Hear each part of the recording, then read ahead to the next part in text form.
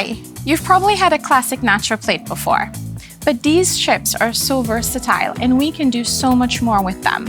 Let me show you 8 ways we can use nachos or tortilla chips.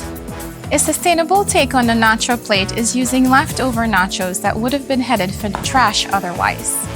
Here we have used the leftover nachos to make Tex-Mex migas. Use tortilla chips as edible forks to big sharing plates, salads, and bowls, like this poke bowl with coconut rice.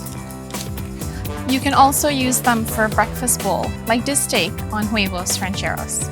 Make tasty canapé snacks, like these nachetas with pico de gallo.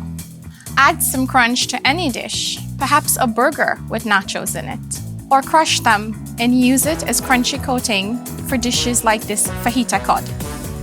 You can even use them to make amazing desserts, like this dark chocolate-covered tortilla chips with a hint of ancho chili powder. Or this dark chocolate ice cream with crushed nachos and a hint of cacao chili spice mix.